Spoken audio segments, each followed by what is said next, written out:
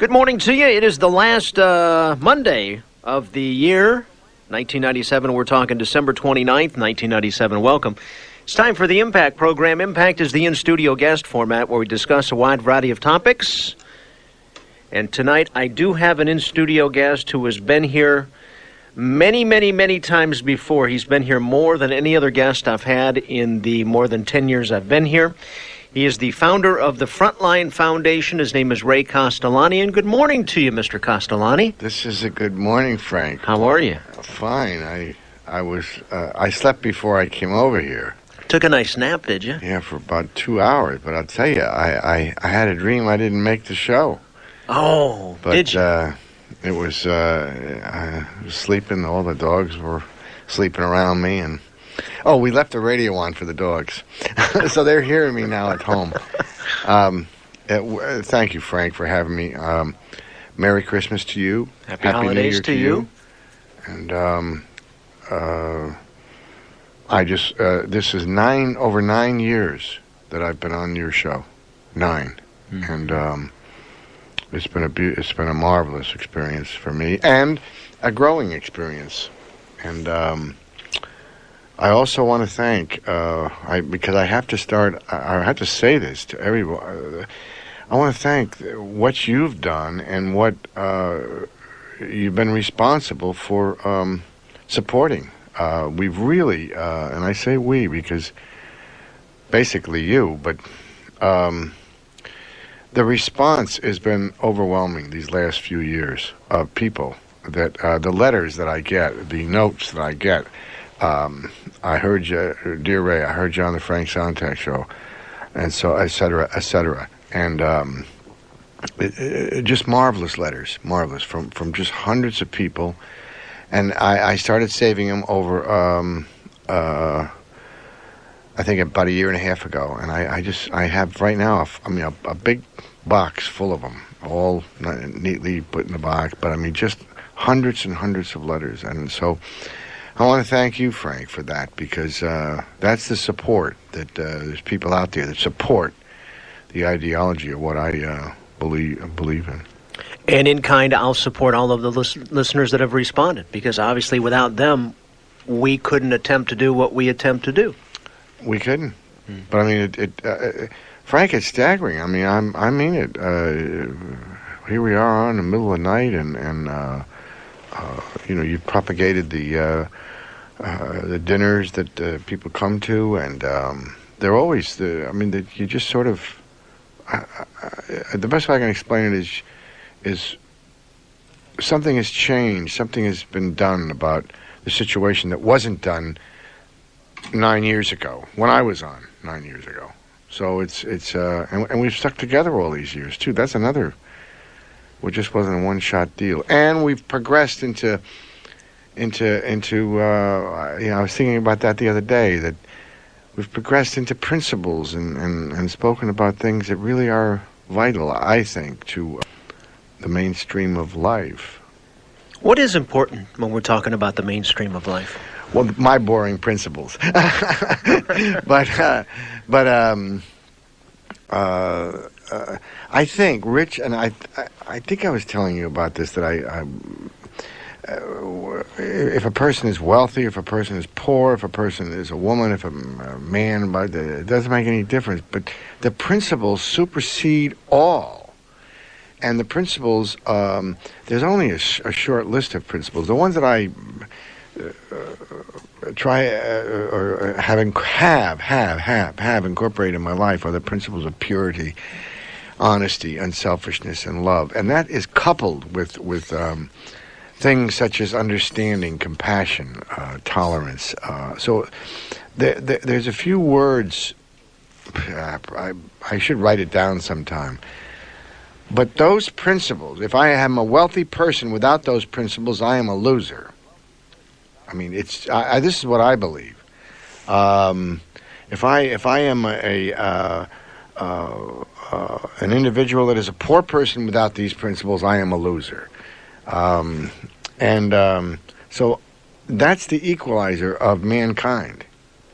I believe that are the principles that govern my life and that should be incorporated into the mainstream of mankind in order for the survival of mankind. I mean, these are serious times, Frank. These are serious times, and I just don't. I think until I begin. Oh, well, I'm going to die. Not tonight. And I was thinking about this, and I mean, we've lost Mother Teresa. How many people on the air will call in and say, "This is what Mother Teresa said," as an example? And, she's dead. Is she going to be forgotten? Are the principles that she lived by going to be gone to give, to help, to contribute? Are they going to be gone? And I thought about this the other day. Where are the beacons of the people that stand up and say, hey, I care about my fellow being? Instead of segregating, let's care about them. And where are they? Are they on the radio? I want to know. Discord, disharmony, principles of warped principles. I'm only out for things for myself, etc., etc., etc. Those I'll get a lot of people that will chime in and say, to save my own life, save my own butt. I'll get people, it's my job, it's my money, it's my bank, it's my this, it's my that, oh my God, just on and on and on and on. And I'll get anybody, I can have a great following with that, as long as I am in the area of selfishness. Selfish. Unself is unselfishness. I didn't think about that until a couple of days ago.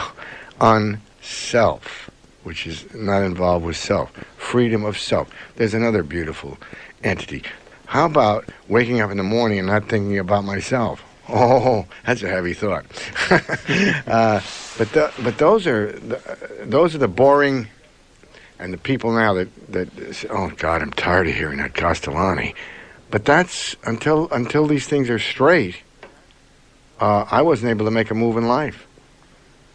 And it wasn't only until these things were straight in my head that I was called upon 12 years ago to perform in an area known as Skid Row.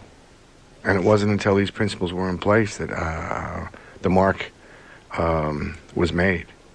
And as a result of that,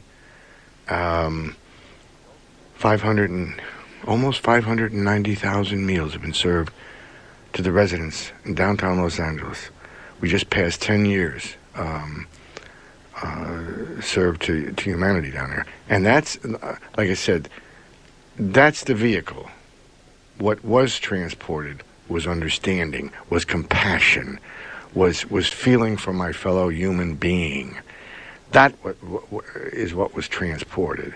And I defy any human being here listening today to trespass on that ideology of what has been promoted in the past, for me, 10 years on Skid Row. That's a good sentence I think I came up with.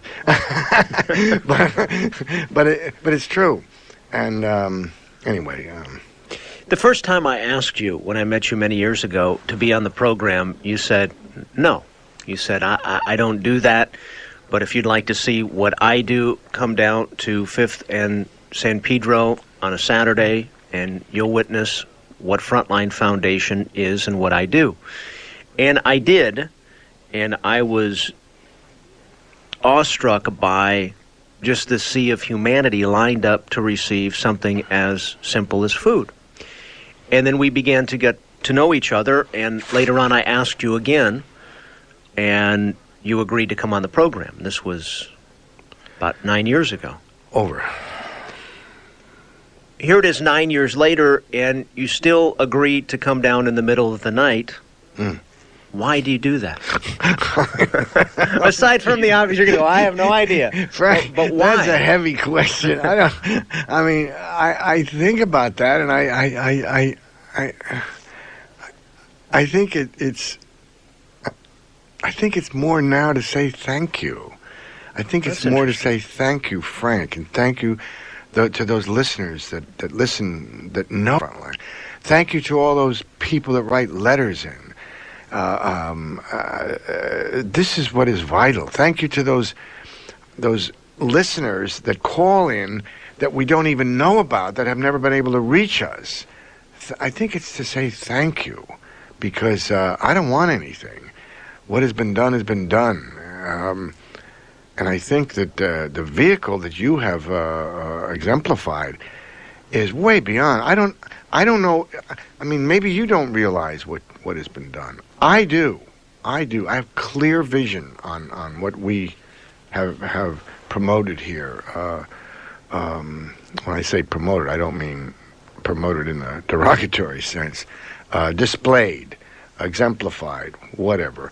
But there are people out there that love to hear what we're saying. There's also people out there that don't like what we're saying. And those people come to the studio today to meet me, and we'll go down to Skid Row, and we'll talk about it downtown, where I got a little backup, okay? So we'll bring those people downtown with me. Those are the ones that don't like me.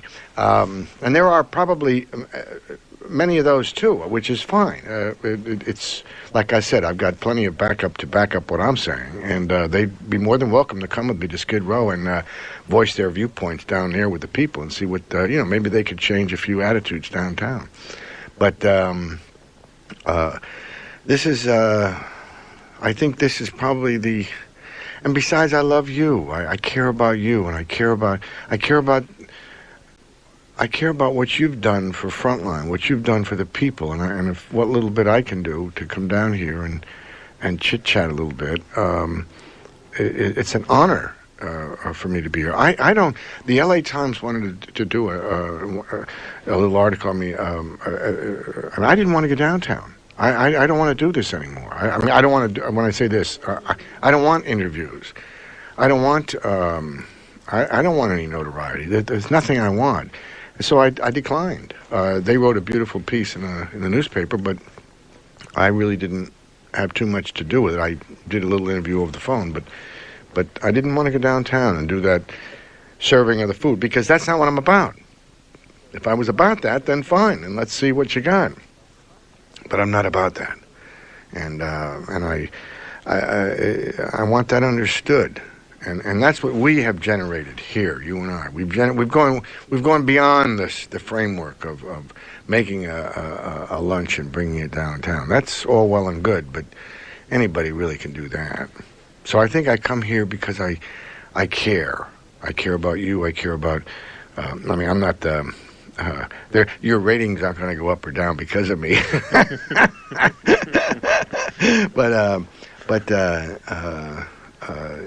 It's a caring. I care, and I care about the people that hear me, and I care. I have something to say, and you are a magnificent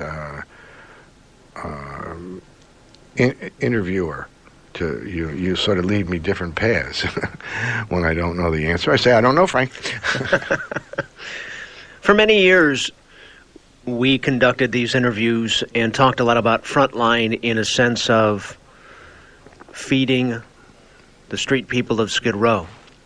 And we would talk about how many days a week you would feed and some of the food that was comprised in the feeding. And as you just made reference to, in recent months, it has kind of gone beyond food to more of the fact that food is the vehicle. Right. Talk more about that. Frank, it had to go beyond that point, because because I mean, when you're talking to me and I say to you, Frank, I see no color, I see no woman, I see no man, I see only equality. My God, that's got to stand for something.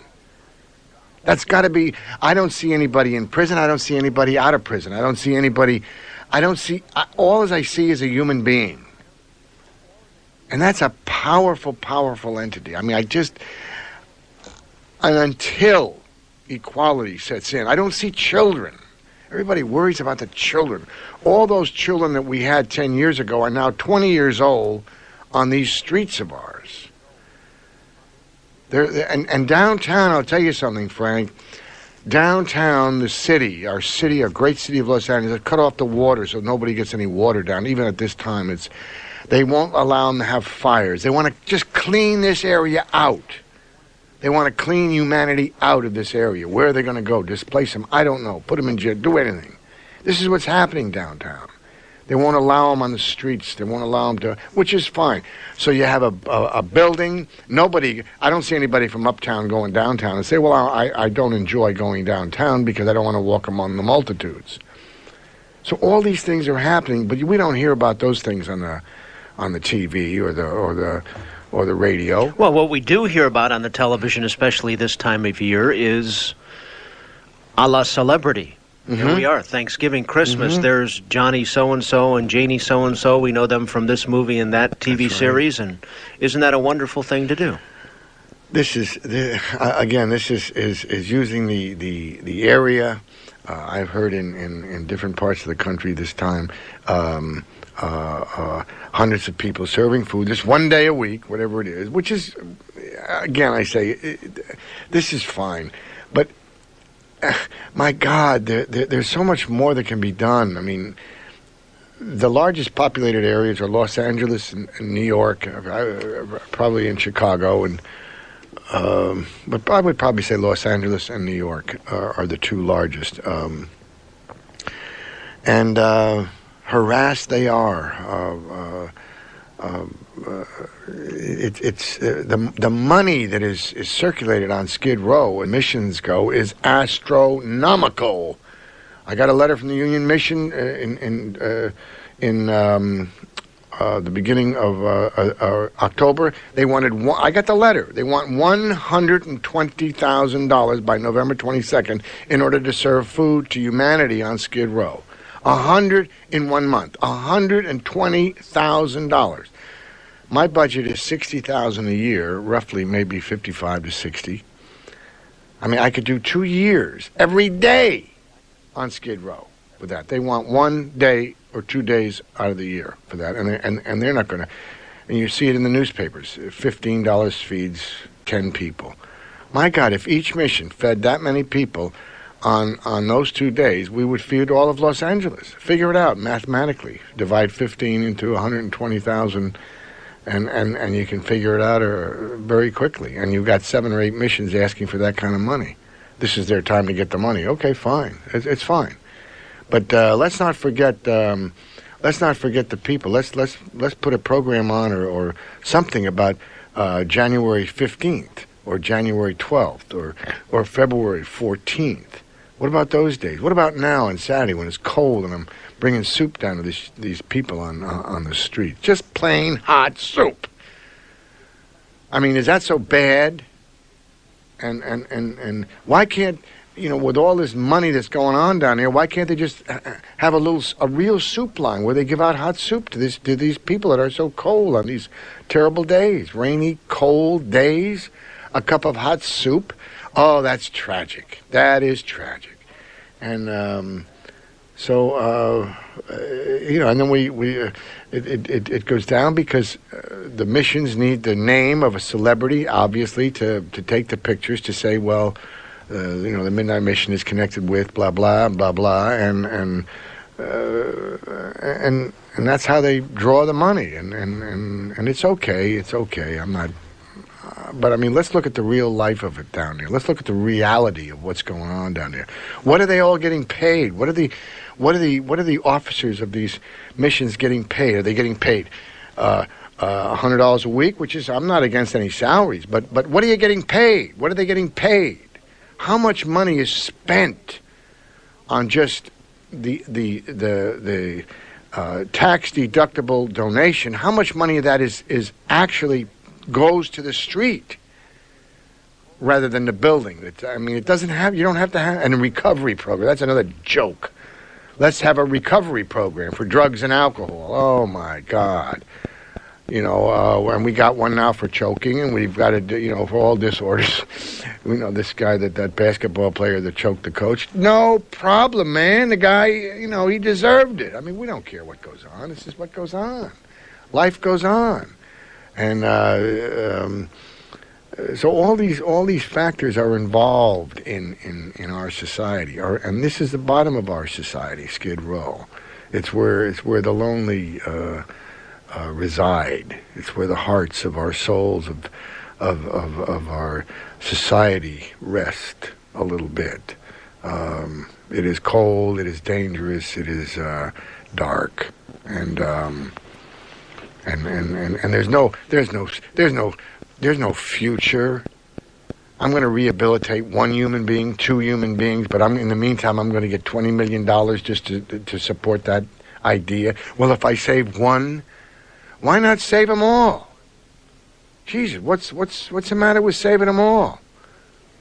I mean, every kid that's born into our society today, the mother and the father don't say, well, you're going to wind up on Skid Row. That's not what the goal is, I don't think. Maybe it is. And they're always worrying about the children. I mean, my God, we're all human beings. We're all human beings. We're all God's children. But we can continue to segregate. And as long as I'm segregating, I guess for most of the people, I feel justified in whatever it is I'm doing. If I buy little shoes for little people or big shoes for big people. But let's talk about equality. When I segregate a child from an adult, I'm segregating. Oh, well, you don't understand, Ray. Oh, yes, I do understand. I understand that if I have any prejudice in my soul, it's going to come out in some way or form. And if I have a person waiting all night long for a meal, and that person is usurped because a child comes in with on a baby carriages, and they know how to manipulate, and all of a sudden the kids come in, even the people downtown, let the kids go first. Sure, it's the grandstand. Well, not in my line. Not in my line. Because I don't believe in that. Because I believe in equality. I believe in equality. And so all these are factors, Frank, that go into what I've learned, what I've experienced, what I've been through, so to speak. And my heart hurts. My heart aches. I pain. And I've spoken to you about this too. The freer I became of self, the more acutely I could feel the pain of my fellow human being, as I can feel the ecstasy of my fellow human being. The freer I am of self. And this is what's happened to me. This is where I am just only an instrument to be used for the betterment of mankind. End of the statement. And I'll check out, and I'll die, and that's all will ever be said about me. Because I'm about the most unfamous human being that you had on your show. But that's where it's going to go. But that is a truism. A truism. If people call in on your show and say, Frank, how do I become free of self? Wow, what a question that would be. What a question that would be. How can I be a contributor of the mainstream of life, Frank Sontag? Wouldn't those be beautiful questions? They'd be kind of hard to answer, because whoa, wait a minute, it's too early in the morning. But, I mean, wouldn't that be beautiful? Absolutely. Frank, how can I spread love more? How can I give more? How can I be a contributor rather than a taker? How can I stop thinking about myself? God, we ought to have a program with just that. These are areas that are very, very, very poignant in our world today. Countries do it. How have you become freer of self? How have you? By not thinking about me. It's a real simple thing. I think of you before me. And as a result of that, when I think about me first, it's almost like sandpaper rubbing against my whole being. It doesn't compute anymore to my head, Frank. It's the most phenomenal thing I've ever experienced. You say, well, Ray, geez, you want to do this? No, it doesn't. What about Ray being happy? No, doesn't enter into my computer. What about, well, I'm afraid to... No, fear does not enter into my life. Mm-hmm. I have no fear. That went a long time ago. That went a long time ago. I mean, the one thing that you say, if I'm not afraid to die, Frank, what's left? I mean, if I, Ray, we're going to take your life today. Okay, that's beautiful. Thank you. I can rest now. And that's where I've evolved to. I mean, it's a strange, and I have to fight for this feelings to come out of me sometimes. I have to contain myself sometimes. I mean, everybody, the bondage of self is the most crippling factor of our life. Coupled with probably fear is keeps me in everlasting ignorance. But and then sprinkle maybe a little greed in there. Well, that's the society. I mean, I've worked 10 years for no money. That doesn't make me any good. It doesn't make me any bad. It's irrelevant. The point is, it didn't enter into my picture. I mean, if I told you, Frank, tomorrow you're going to have to serve... Oh, I take it back.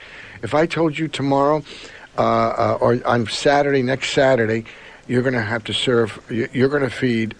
you personally are going to have over at your house 450 people that you're going to feed. And here's 11 cents, Frank. Mm-hmm. Now, would you just say okay and go do it? Or would you say I need more money? I'd probably do a lot of praying before I did anything else. Right, but that's what was asked of me. Mm-hmm. And I trusted the fact that it would be there, whatever was there. And when it's not there, close it up. And that's what happened. 590,000 meals served. That's the Rose Bowl now, Frank, we're doing comparisons. That's the Rose Bowl that the people will see sitting in their living room this Thursday. That's the Rose Bowl almost 6 times over. If we were to do that all at one time. That's a miracle. That's a testimony. That's just, well, Ray, what proof do you have? I've got 570,000 that happened. It happened. I don't have to do anything anymore. It's done. Oh, but is that enough for most people? No, it's not enough for the mayor of this city to say, well, let's look at this situation. The president of the United States. We can go on and on and on and on and on and on. It's not enough for Hollywood. It's not enough for anybody. It's just not enough. It's just not enough. But it's enough for the people that listen here. It's enough for Jeannie. I mean, I can't begin to tell you how many people care about what we're doing here. I mean, I just thought a few letters here and there, but I'm telling you, Frank, a lot of people care. And there's a lot of people out there that say, yeah, Ray, yeah, I care. Maybe I'm the voice for a few people. A couple. And you're the voice for a lot. Because it always says, I heard you on the Frank Sontag show. And so maybe this is what we have evolved to, you and I. Maybe we are a voice of a few people. Maybe we're the voices of the people of Skid Row. How about that? How about standing up and saying, yes, I'm your voice. I'm not looking for anything to you. I'm just looking to give you a little bit of compassion and understanding to alleviate the little bit of pain that you have today. And to maybe hold you in my arms and rock you and let you cry on my shoulders. Maybe that's what it's about. I don't know. I mean, I have my thing, everybody has their thing, but this is mine. I mean, everybody can't be doing their thing on Skid Row. There's not enough room. But God, I could do it in Lancaster. I could do it anywhere because you see, compassion goes with me wherever I go. Understanding goes wherever I go. But as long as people are paying money to find out all what's weird with me, there's all those people too. How about all the doctors or all the psychiatrists and all that would give their services for free? How about just doing that for one day out of the month? 1 day out of the month. Have enough courage, doctors, to do it 1 day of the month. Or I'll tell you what, do it once every month. Today is a freebie. But instead, they'll write a check for X amount of dollars and give it to the Union Mission or some mission like that and say, hey, I'm doing my thing. Or when it comes to, in the example that you're using, treating people that are sick, so many times I hear on the program, and it's more popular thought than anything, when you enter a large facility, the first question they ask you is, do you have insurance? Oh. And somehow if you don't have insurance, well, yeah, maybe we're not going to treat you. Right. Because we're not going to get paid. We're not going to get our money. I wrote. The friend of mine went to St. John's Hospital here in Santa Monica. Is that St. John's? Yes. He went in there for drug and alcohol treatment. Are you ready for this? He was in there 3 days. 3 days. This is a fact. It's true. And they asked him about his insurance. He couldn't pay his insurance, or he didn't have the insurance. Do you know they kicked him out? This is 3 days. You know what they've been doing for the past 3 years? Sending this man a bill for $2,600 or $2,700 every month, and are hounding him every day for this $2,600 for 3 days for drug and alcohol. I'd hate to blow St. John's and all the other treatment centers in his city, but the way that you stay sober is you don't drink. Put that one into your to all the counselors out there. And the way that you don't get loaded from drugs, don't use. And that's the simplest fact, and I guarantee you the person will stay sober, and that's for free over your airways, Frank. Anybody that wants to stay sober, don't drink. Anybody that doesn't want to get loaded, don't use. Got it? That's it. $2,600, and they're still asking for the money. Miss St. John's in Santa Monica, big-time hospital. They want $30,000 for the month to tell you what I just told you for free. Is that a crime, Frank? Do they call you up on the phone in the middle of the night and talk about $30,000 on treatment centers and say what a robbery that is? That's a disgrace to our society and to the human race. It is the most vile, disgusting hijacking I've ever seen and heard in my whole life. And that goes on and on and on and on and on. I don't want to tell you, Frank, how many. Just open up the yellow pages, anybody, open up the yellow pages and see how many treatment centers there are for drugs and alcohol. Drugs and alcohol. And that is big time business. And the answer is simply, don't drink, and you won't get drunk. Don't use, and you won't get loaded. Oh, boy. And they're paying $30,000, some of them more. I don't even know what the Betty Ford treatment center is. To those that maybe don't know you, say, well, it's easy for you to say. You sound like you really have things together. How can you be so arrogant to say it's that simple? Because I was there, Frank. I've lived on many skid rows myself years ago. And I was down for the count, the final count, many years ago in 1969. I was down for the count where I was very close to death and knew I was going to die. And it was a very beautiful feeling that came over me. And I did it through the use and abuse of alcohol. So I don't want to hear anybody tell me any different. Because it just doesn't enter into my computer. I've schlocked down a county general hospital with drunks and addicts for 17 years straight. And then I'm on the streets of Skid Row with every drunken addict that you can possibly think of for the last 10 years. So I know what I'm talking about. In that department, Frank, I know what I'm talking about. I have seen I've held the convulsive human beings in my arms and held their tongue. I have had them die on my arms at County General Hospital. And I have been down at that same bottom myself, holding a bottle of gin in my hand, and I prayed to God, saying, please, God, I don't want to drink this. And that was my moment of truth.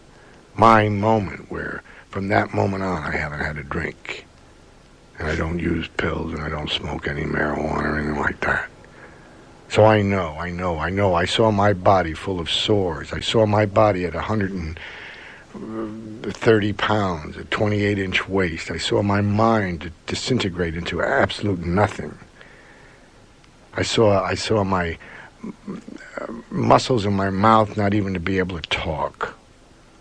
for months. So I know. I saw I was bearded and I was long-haired and I was bleeding inside. No, I know. Trust me, Frank, I know. And I know what the answer was. And the answer was don't drink, Ray. Oh, that's how the answer was. And I was nursed back to health. I live in an abandoned duplex in the hills of Hollywood with a mattress that I slept on for a year. I used to gather firewood in the winter to keep warm because it was so cold. I was embarrassed to even see my children. I never talked to them. No, I know what I'm talking about in that department. And dying was easy. Dying was simple when I came to that moment. So sick I was. And I knew it.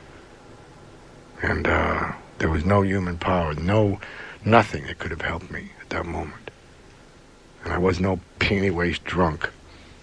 There was no treatment center I could have gone to because they didn't have treatment centers back then. No, I know what I'm talking about. Earlier tonight I saw a segment. Sunday nights I've decided to watch that square box, 60 minutes. We turn it on, then turn it off. And I saw a commercial or a promotion and something that seems more popular, and I'll keep my thoughts and feelings aside on this one. But what seems to be more popular is having programs built around people that claim they've been touched by God. I saw a woman tonight, and the promotion of the story, and I didn't watch it, but it seems to be more and more common that the media is starting to focus on, well, you know, God touched me and this changed my life. And go ahead. No. And I guess what I'm not really searching for anything in particular, but when you started to talk about that, I got a sense that, yeah, you were touched by God, but you don't have a camera in front of you and you're not talking about it like it's just so incidental. Well, the process, Frank, is, first of all, it's a process. You know, there's dramatic processes and then there's not so dramatic processes. And I was a lot of not good things for so many years, even up to like 12 years ago. And I can't say that whether I was, now it's, I've been educated. I've been able to articulate the way I feel. I've been able to see it. But if this is any kind of glorification of self, then I'm not in the framework of God. I'm not. You don't want my story on TV because it doesn't belong there. It belongs on the streets. It belongs in the working alleys of wherever it is I'm supposed to be. I don't mean alleys of Skid Row, the alleys of life. And probably the greatest example of God at work is if I help a little old lady across the street in some unforgotten town in the Midwest.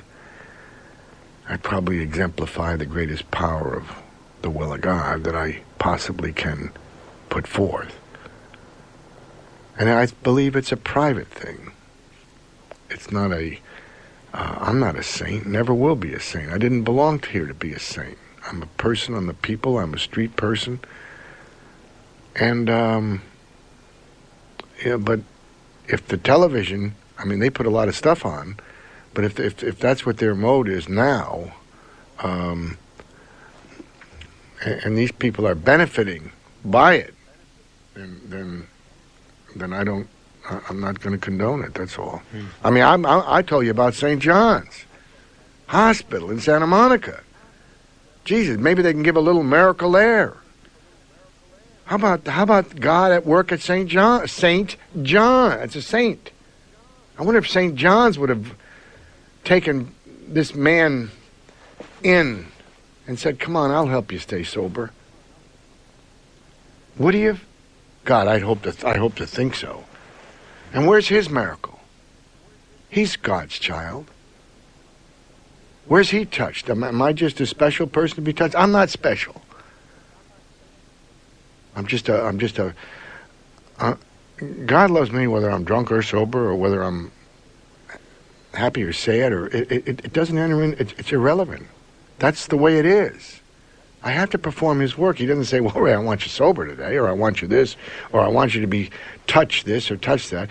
If 580,000 meals is not enough testimony, I'm not saying I did it. I'm saying it was done by a power, by a deity, by whatever you want to call it. If that's not enough to convince anybody, then, man, go get a loaf of bread and go do your own thing somewhere. I mean, that's what it's about. It's not about me telling me about how good I am and standing up at a podium and saying, hey, man, look at me. I mean, I'm Mr. Goody. And they're lying and cheating and stealing everything you can possibly think of. Trust me on that one, too.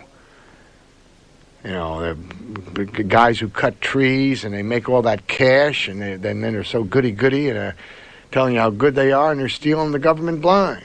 Oh, come on, Frank, right or wrong? I mean, you gotta get real. Well, you said many times on this program, and it resonates true, you can't con a con man. That's right. Just like you can't BS a BSer. You can spot him a mile away. Been there, done that. Right. Don't run that game on me. And I don't do that anymore because purity doesn't have room for that. There is no room for purity in that area. There's no room for me putting a scam on people or talking in a funny way. Well, I mean, I have nothing to gain. I have nothing to gain. We have nothing to gain here, Frank. All we're trying to do is just share a little bit about our life, and maybe with the hope that all the listeners will say, "Hey, yeah, man, let's climb aboard. Let's. This is a new year. This is a new era. This is a new time. Let's make the change in the whole world instead of writing a song, making $1 million on it." And they Change the World. I think they wrote a song on that. Wasn't it the Change the World or the people were changed the world? You know, Michael Jackson. We Are the World. Oh, We Are the World. Yeah, everybody, you know, where are they? Where are they? You know, it goes down to freedom of self, selfishness, and all of that. It's just a few words, Frank. Mm-hmm. But when I tell you that what's it doing to hundreds and hundreds of others in the course of a year? I mean, I don't even want to think about it. I don't want to think about it anyway. That's just one area, and you know, we've got many areas. Insurance, we can go on and on and on and on. Doctors, doctor bills, scam after scam. And then, of course, we only ones we're really talking about is the ones that everybody will gang up on and try to beat down, such as the IRS or something like that. We'll get them. My in-studio guest is the founder of the Frontline Foundation, Ray Castellani, and we're going to open the phone lines after I ask my next question. So if you have any questions or comments for Ray, we're going to open the phones in just a moment. You had mentioned, Ray, about people jumping on board. This is a new year. 1998 is going to be here in just a few days, and the Frontline Foundation has a facility in the San Fernando Valley, and you still feed people, and there may be some people listening right now that say, I've heard him 10 times and I haven't done anything, and I want to now, or this is the first time I've heard him and I want to find out more about what this is about. What would you suggest people do? Well, depending on their involvement, whatever they like to involve themselves into, they can involve themselves via coming down to the front line, which is in Van Nuys on Oxnard, behind a building called Granger at Sepulveda and Oxnard. Just go towards the 405 and go down the first alley, and then open up the spaces to Frontline, and you'll see it. And you can come in anytime, Monday, Tuesday, Wednesday, Friday, or Saturday morning, and help. Now, I don't need you all day long, but I can help you. You can write me at P.O. Box 570-303, 570-303, Tarzana, 91357, California, care of Frontline Foundation. If you want to put in care of Ray, it's fine. I'll get it. We have different things. We have your dinner. I don't know, if you have a dinner next month coming up? January. Yeah, in January. We haven't got a date yet, though. Yeah, okay. Well, anyway, we got dinners, and your dinner that comes up in, which is a nice, beautiful dinner that you have, that you sponsor. And we have the $3 club, which we have about 226 members in, which is $3 a month. And that is feasible for everybody that they get a slip every first of the month. They can be part of something every month, and they have a connection every month, or every 3 months they can send it in, or $1. I don't care. It's just belonging to something that helps something. We have the $10 a month club for the. We have 80 people that have that, and that supports our facility, that keeps it running. And I want to reiterate that what money is contributed, no one takes salaries. It all goes to the streets.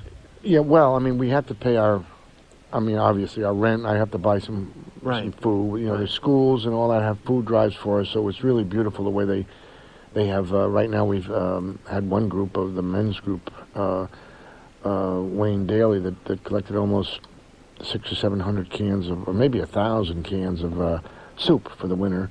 And then we have a couple of schools, Valley Beth Shalom and Sandra and Renee, that gave us hundreds of cans of tuna and different schools like that. So we keep a pretty good staple going, but I still have to buy. We go down now with macaroni. What do they call it? With a pasta salad now, which is really good. And so the lunches are really super. And we do our own cooking now there at the kitchen. So I buy flour and things like that. I have a beautiful little group of missionary nuns, sisters from the Mormon church that come. 4 of them that come on a Wednesday and do all the cooking and a lot of baking and cooking. And then of course the volunteers that are all there. So there's any way that you want to support, you can support. But there is no salary where we pay out a salary. I'm not against paying a nominal salary to anybody. But right now, I'm the secretary and the downtown guy. And we also have the Oasis girls from the Oasis. That's a rehab. They're very instrumental. They drive down on a Thursday, and then we have Paul and Penny and Bill that drive down with another group. And a lot of guys from KLOS on Saturday that serve about 400 meals. Once again, if you would like to inquire or get more involved with Frontline, the mailing address is Post Office Box 570-303. The city is Tarzana, and the zip code is 91357. In terms of the immediate moment, if you have any questions or comments at all for Ray, we're going to open the phone lines right now. So the numbers are always the same at 1-800-955-5567. Again, if you'd like to be on the air this morning on KLOS on the Impact Program with the founder of the Frontline Foundation, you can call right now at 1-800-955-5567 if you have any questions or comments at all for my in-studio guest, Ray Castellani. We're going to pause and do this for about 60 seconds, and we'll be back with more after this. Some CDs just... box. Yet you had to be there at all Tower, Virgin, Warehouse, and Target stores. When we take calls in just a moment. This is Impact on KLOS. My name is Frank Sontag. In studio, I've got my dear friend Ray Castellani from the Frontline Foundation. And we are entertaining the notion of taking some calls. So again, if you have any questions or comments, 1-800-955-5567. What are the holidays like for you? Is this a special time of year? Is it just another time of year like all others? How are the holidays faring for you and for Frontline? Well, of course, we have a lot of calls and a lot of volunteers at this time of year. But I always use it as an educational assist for them, that I try to spread the word of what we're doing. But I would there's more people that are cognizant of this season than I am. This is my favorite time of year, from September through through December.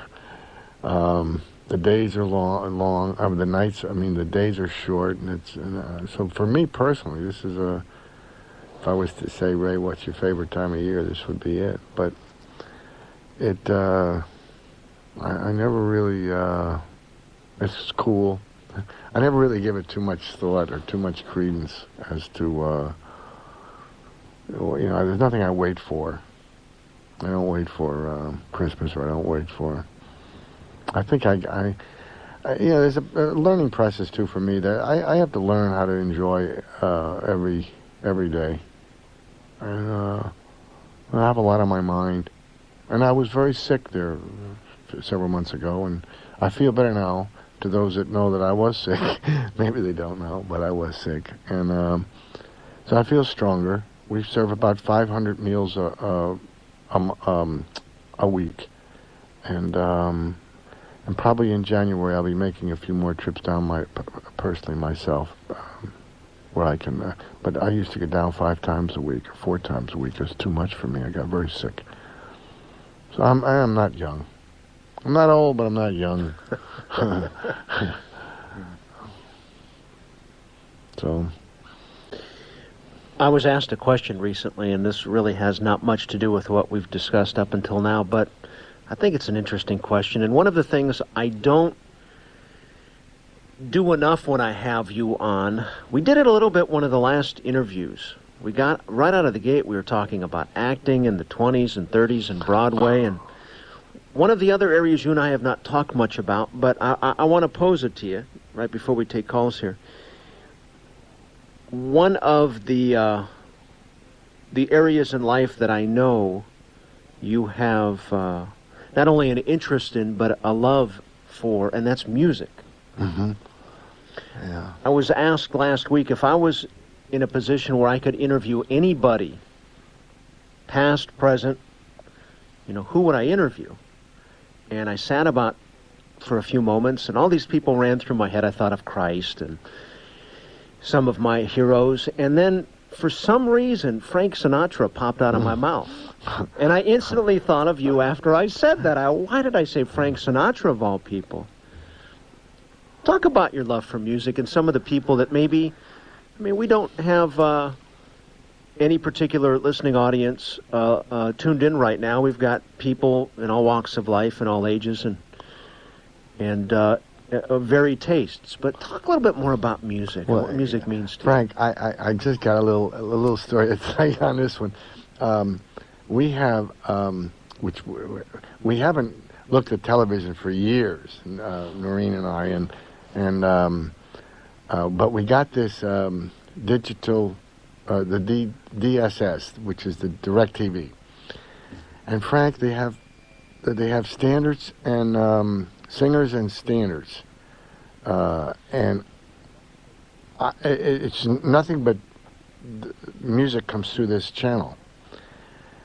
And Frank, I sit there, and all of a sudden, Joni. These your listeners won't remember these songs, but Joni James comes on, or Frank Sinatra, Tony Bennett, Billy Eckstine. Just on, Teresa Brewer, on and on and on.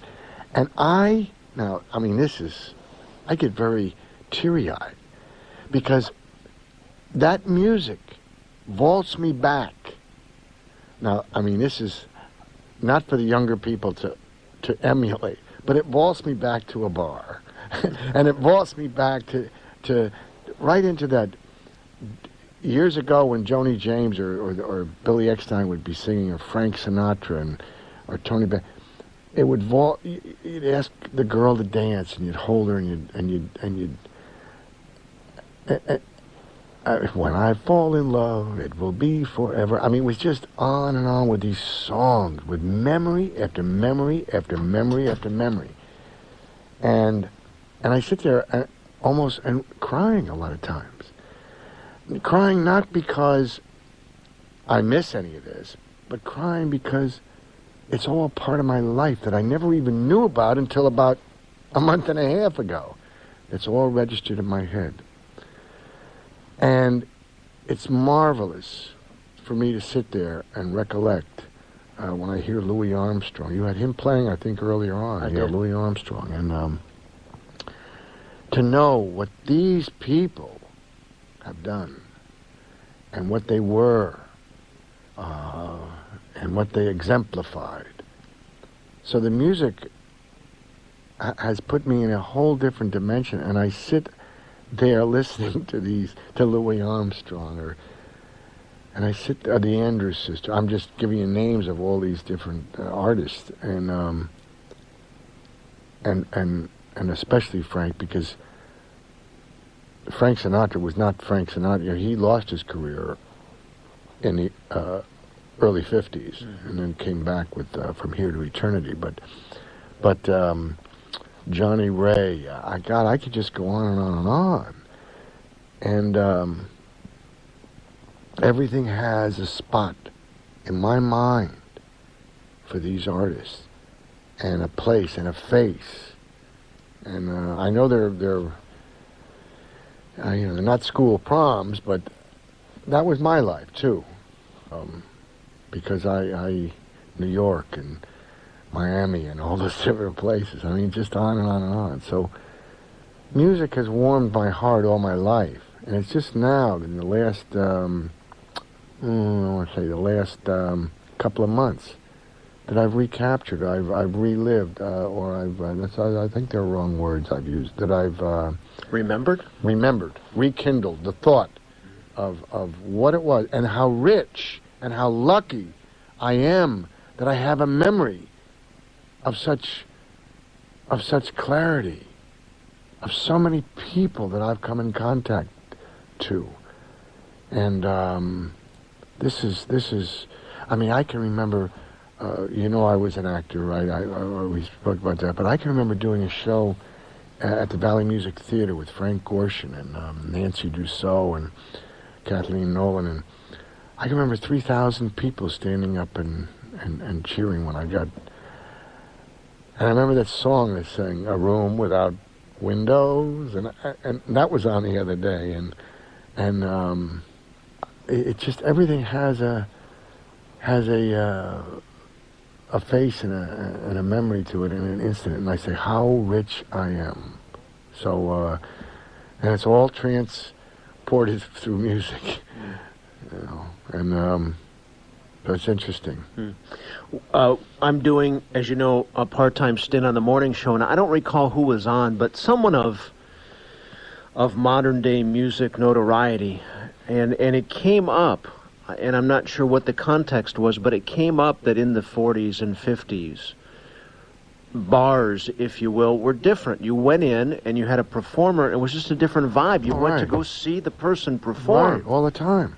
It wasn't you were going there. You weren't going there to get drunk. No. Right. It was a whole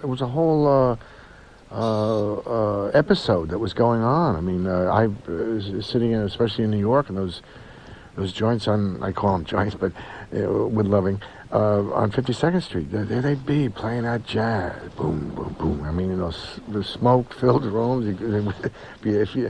I couldn't be there now, but in those smoke-filled rooms, I mean, it was just a whole aura of what life was all about, and it was something again. And I was a youngster then, and it was magnificent.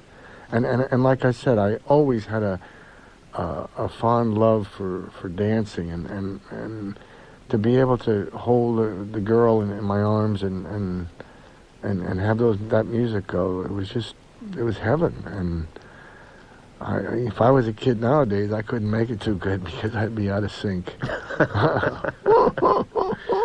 You want to talk to some of the listeners? Sure, if they'll be gentle with me, Frank. Okay. I got to say that. No hostility tonight. Okay. I don't know if you have volume in your headset, but if you don't, it's plugged in the board to the left side there. Yeah, I got it. I can hear you good. Okay.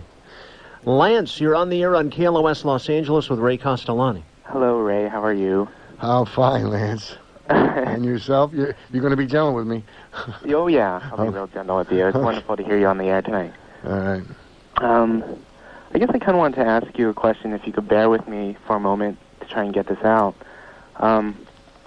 I have had the fortune of meeting you, and I've heard you on Frank's show quite a few times, and I'm familiar with the work that you do, and really consider you to be a teacher in a lot of ways. Well, you're my teacher, Lance, for starters. Always remember that now. Okay. I'm not going to cut my hair like you, but I mean... Go ahead. I'm sorry. Oh, that's okay. And I just see the wonderful work that you're doing. And, I look at so many people, myself and just everybody I know. We all have our own personal beliefs and our own religions and things like that. And so many of us spend so much time, trying to decide on what is the truth and if it's out there and this and that and all this other stuff.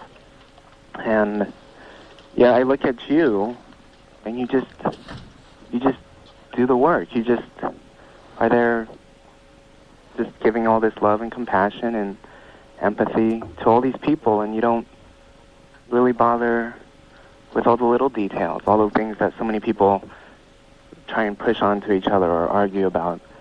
And all. Do you understand what I'm saying? Yes. And just because I know you're doing the work in such a profound and honest way, if you could just talk a little bit about maybe that we do spend too much time worrying about all the little details, and whether we call our religion Christianity or Judaism or Buddhism or whatever, or this or that, or do you understand what I'm asking? Yes, Lance. In deference to the question, and again, I only use myself as an example. I want that understood, and certainly I'm no panacea for how to do things. Okay, we understand that. Right. Okay, but when I spoke earlier on in the show to Frank about the freedom of self, that encompasses what you're talking about. Uh-huh. You follow me? I do.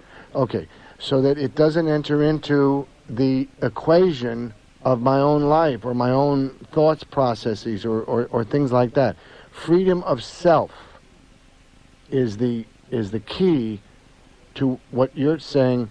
Well, how, Ray, you give this, you give that, you give that, is because I'm not concerned with the big Ray. It doesn't enter into my computer.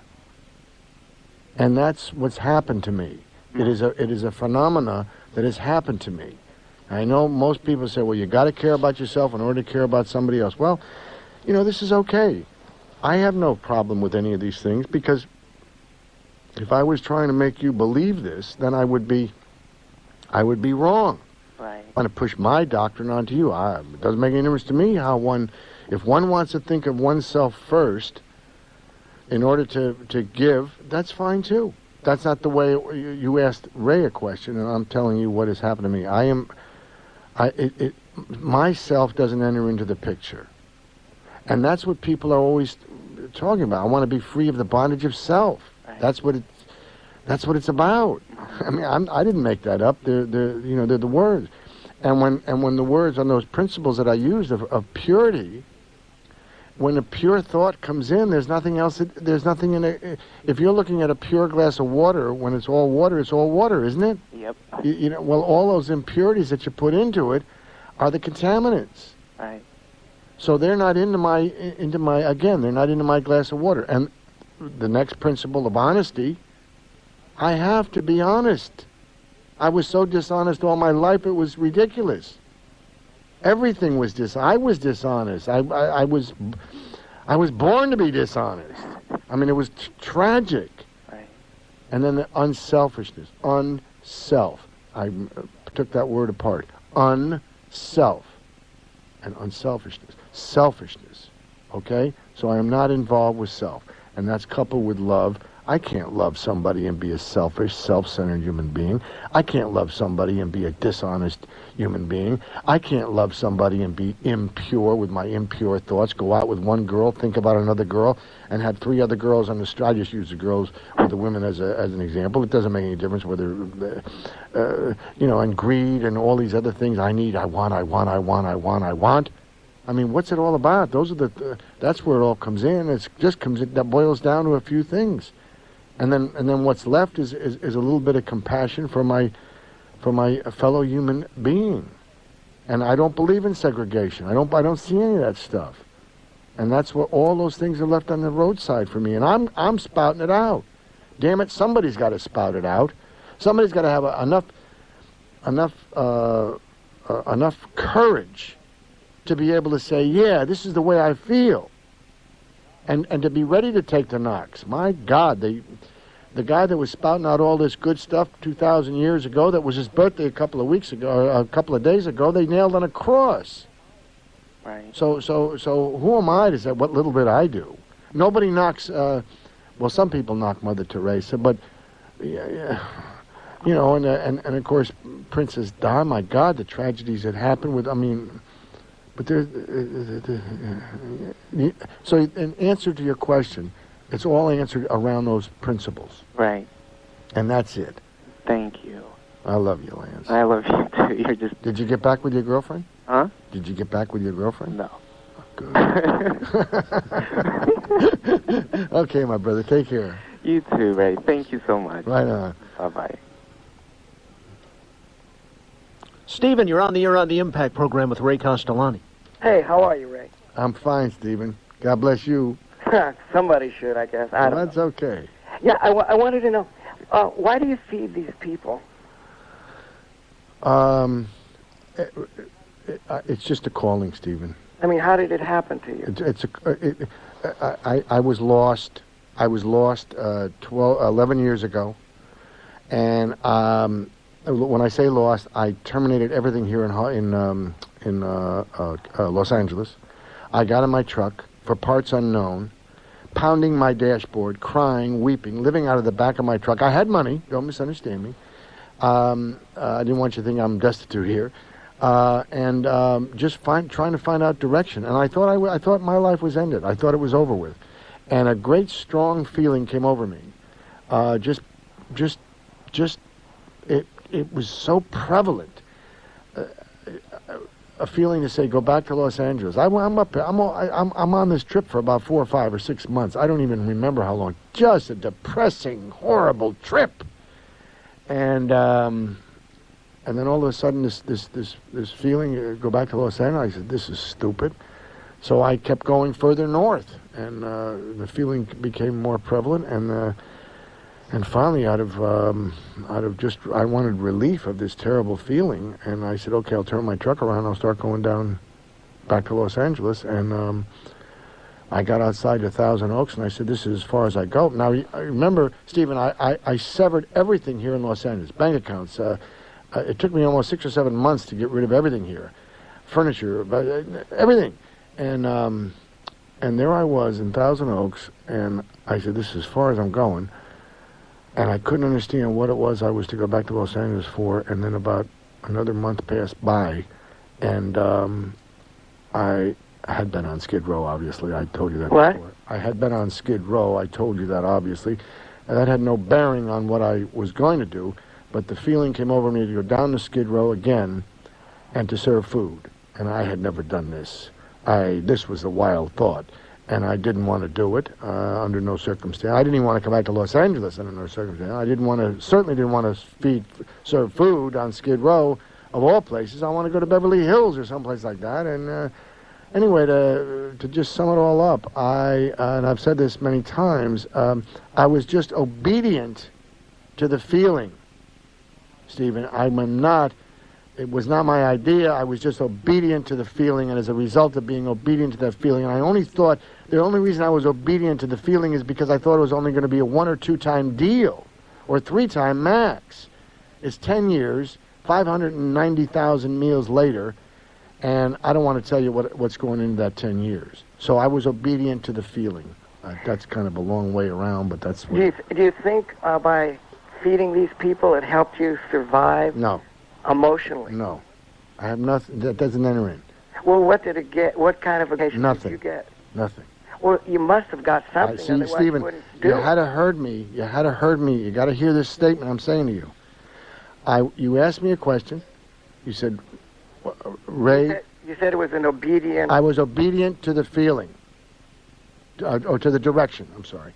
To the direction. But you don't know where it came from or anything. No, I have no idea. I believe it was a power greater than myself, God? From God, for whatever you want to call it. I believe that. But Well, have you felt better since you've been doing no, it? It hasn't made you happier? no, Has it made you unhappier? no, Nothing? nothing. Neutral? Neutral. It's a lot of work to feel neutral. No. But, I mean, when you feed the people, don't you meet them and talk with them? Well, of course, I know everybody downtown. Well, then doesn't that give you some feeling of No, I camaraderie? feel sadness. Sadness? No, watch this. when I come back from downtown, not sadness, wrong word, I feel humbled. If you want a word of how you say, Ray, how do you feel? I feel humbled. I have tears in my eyes because I was used as an instrument to help humanity, and that's probably my only feeling that I have. You mean you consider yourself a vessel? A vessel? Yes. But 590,000 meals have been served through me. That's a vessel, is it, or no? maybe it's a big conduit. But Very good. Are you an electrician? God, no, I'm clumsy. Okay. No, but see, what I'm trying to figure out is, you're talking about 580,000 people as if in an abstract manner. But, I mean, if you feed one person or two person... That's fine. Or 50 person... That's fine. Do you get a name? No. You just throw the food on a plate? No. No. I know everybody. They know me. Well, then That's doesn't what that I... make But I said to you, I mean, you see, when you listen to the show, I said it's not the food that I'm giving. You're giving love? Right. Comradeship? Right. Well, then doesn't that make you having some type of an interaction with the people? Yes. Doesn't that give you some type of fulfillment? No. You're still empty. I didn't say empty. You said empty. No, you said empty. I didn't say empty. What did you say? I said I have no feeling for it. Well, I didn't say I was empty. I mean, if you're a human being and you give somebody Stephen, something... hold on, wait a minute. Maybe you're trying to misconstrue or trying to make something that's not there. I've told you the best that I can of how I feel. I told you what I do, and I know everybody on Skid. I know probably 7,000 or 8,000 people of the residents of Skid Row. And but as far as okay, let me ask you a question. What is it that you want me to say? Nothing. I want to... Well, then... okay, I'll give you an example of something, okay? Well, make it short here, because we don't have too much time. Okay, you can cut me whatever you want. Yeah. What I found out is, for me personally, it's very difficult to interact with another human being and not have a feeling one way or another. So I was figuring that since you're a human being, you would have some type of a feeling, I guess, when you feed these people. And if you were getting some kind of a feeling from feeding them, it might help you have a happier and more wonderful life. I couldn't be any more stable than I am right now. I wasn't asking about stable. I was just asking about human beings interact with each other. And I guess from what you were saying, that you were sort of putting that off into an abstract manner of not getting, if like you feed a little girl and she jumps in your lap and you hug her, are you saying you're not feeling happy for doing that? I'm not, because it doesn't enter into my. It doesn't enter into my. It just doesn't enter in. That doesn't mean I'm angry or vicious or anything like that. Yeah, no, I'm telling you the best way I can. Can I help here? Sure. Let me try this and see if this fits. I think the reason why is because Ray doesn't think of himself. Okay? You're using an example of, hypothetically, you go feed somebody, therefore, when you give them food, it must make you feel good, but that's still you thinking of yourself first. I didn't say that, Frank. I didn't say that at all. What I said was, he was having some type of an interaction with another human being. Yeah, but if you're thinking about if you're not thinking of yourself, if you're thinking of the other person, how could you have an experience of an interaction if you're not thinking of yourself? It's very difficult to think of yourself as a person when you're doing something. All I was saying is a lot of thoughts and feelings that occur when you're interacting with another person are not self-dictated. They just occur. Okay. All right. Fair enough. And, and if a little girl sits in your lap and you give her a piece of candy and she smiles, and then you deny that you yourself didn't say that. Stephen, you said that. What? You said deny. I didn't use those words. I know that. That's okay, wrong. Please. But what I'm saying is, it seemed to me when you were saying this about yourself as being I won't use conduit, but you're just feeding 580,000 people, and these acts that you're doing, you're sort of making it impersonal, that you're the instrument of a higher power, that you're doing it through, that he's doing it through you because you were chosen in some way. No. No. You know what you do, Stephen? You come over to Frontline with me and come downtown with me.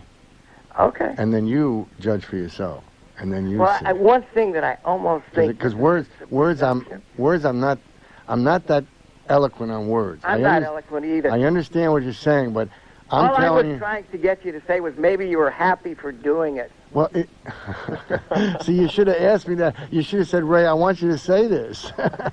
And I would have saved you all that energy. What was that? To say, Ray, you're happy doing it. And I would say, yes, Stephen. And that would have ended it. Well, but, see?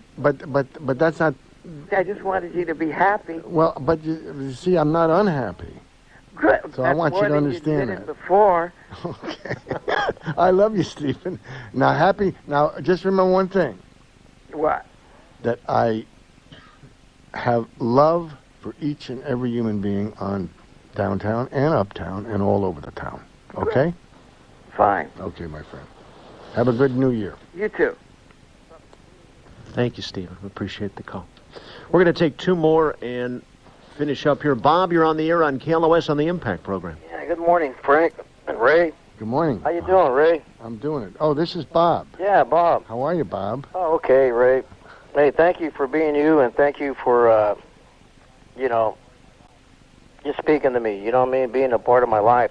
Thank you. Anyway, what I was going to ask, we contribute in different ways, I had a little tuna drive at Duke School, I know that. pick up some tuna. Anyway, I haven't been there in the winter, with, the winter work you guys do. You say you serve soup now. Yeah.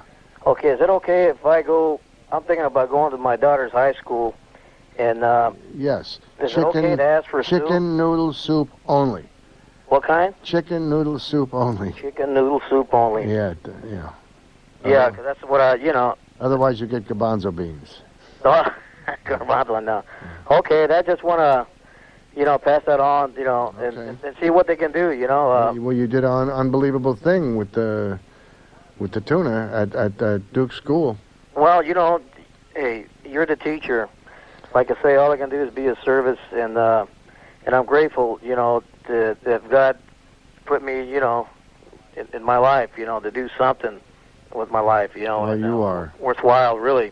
You are. You know what I'm saying? I mean that, Ray, because I don't, I understand where you came from, what you're sharing earlier, I've been down there myself, and to do something different, to see the faces of them people, and, the gratefulness, not like you said, the feeling good for self, but just to be of service to them. It's right. Be of service. Right, you're right.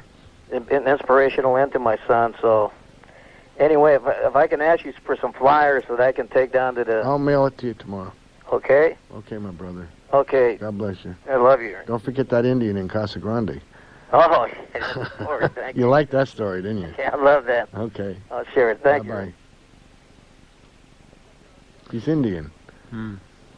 Jeff, you're on the air on the Impact program with Ray Castellani. Hey, Ray, Jeff Rector. Oh, Jesus. Jeff Rector. Merry Christmas, buddy. How are you? Excellent. Yeah, are you listening to this show? I am. Boy, and, you better listen good. I just want to say that, especially the gentleman that called, was a couple of callers ago, these people really need to come down and see exactly what you're doing and see exactly how you're helping these people and to pitch in themselves. Everybody can help out a little bit, and Right. As you do, God Jeff. knows you can't do it by yourself. Well, I haven't, And you have been fortunately. all these years. It's just fantastic. Well, thank you for all the help that you've given me, too, Jeff. My son says hello if he was here. Oh, well, please tell him I said hi. I will. So I just want to send a plea out to anybody listening to this program that come down, see exactly what Ray's doing, help out, get involved, bring some food, give a couple of hours of your time, whatever it takes. You need help, and you are making a difference. Thank you, Jeff. God bless you. God bless you too, Ray. Happy New Year. Same to you. And to Jerry. Okay, thanks. They're twins. Thanks for calling, Jeff. Thank you. Bye-bye.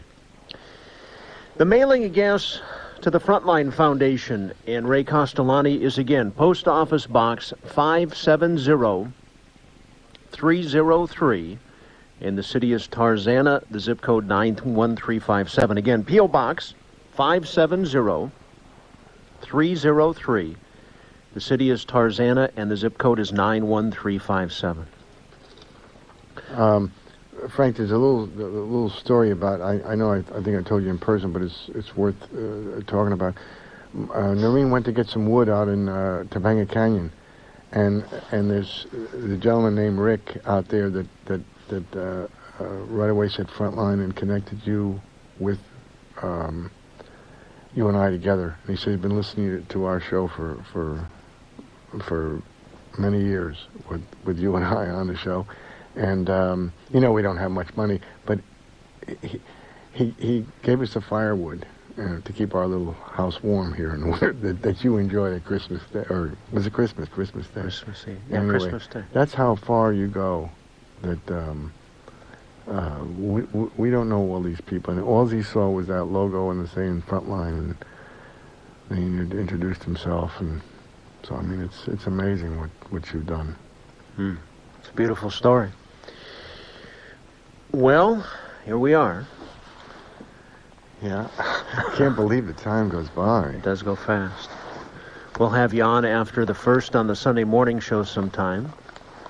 And you'll talk to a whole different audience. The shows are so different. And I know Sunday morning is a bit more in sync with your sleeping and lifestyle than the Sunday night program. Yeah, I don't know how you do it, Frank. I don't know how you do it. Yeah. But I think that I just humbly thank you. I humbly thank all your listeners, and I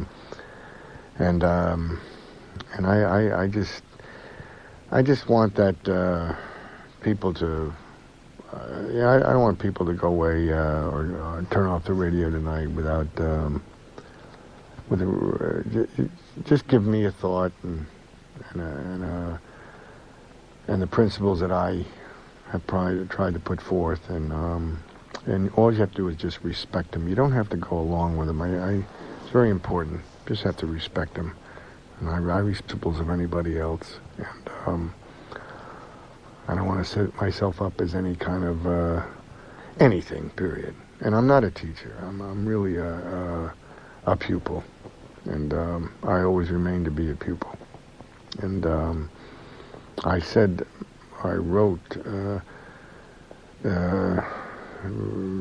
several years ago that when I have reached my destination, and I have, and when I reached this destination, which was several years ago, I found that I was but a beginner, so that I became teachable, totally unequivocally teachable, and so my destination was my beginning.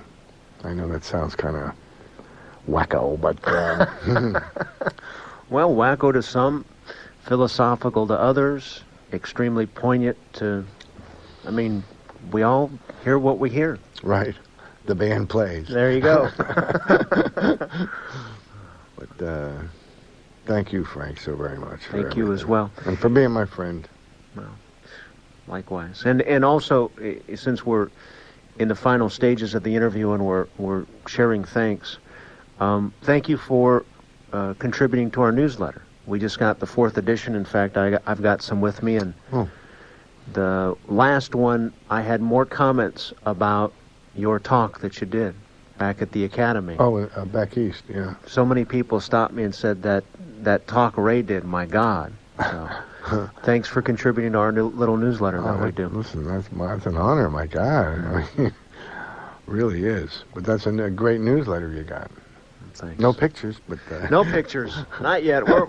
We talk about that's it, okay. It doesn't seem to happen. I told you we can put a couple of pictures in. We can scan them in. But thank you, Frank, though, for allowing me to have for honoring me, that's all. Yeah.